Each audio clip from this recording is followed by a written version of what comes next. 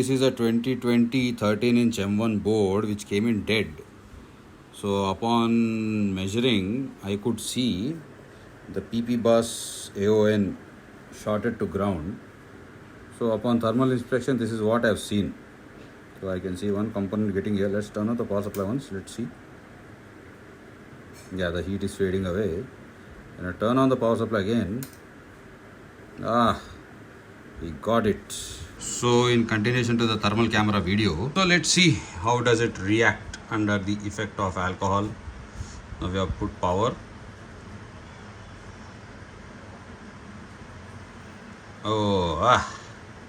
We got it. This is the audio codec which is heating. So we got it. It's this component which is heating. So let's replace this and see whether it is going to take 20 volts or not. This is how short circuit are located on a MacBook motherboard. So the chip has been removed. So let me show it to you under the microscope. Yeah, so that's how it looks under the microscope. If you can see, there's a black lining at the edge of the chip. So that itself is an indication that it has suffered a short circuit. So it was showing partial short.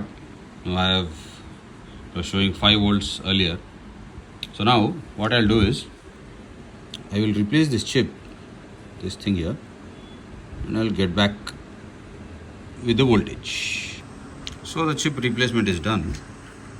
So this is the chip which we have replaced. Let's look at it under a microscope. Oh yeah, so that is a replaced chip which was shorting PP bus AON, always on signal to ground. So now let's check whether it is giving us 20 volts or not. If it is giving 20 volts, then we are good to go. 1, 2, 3.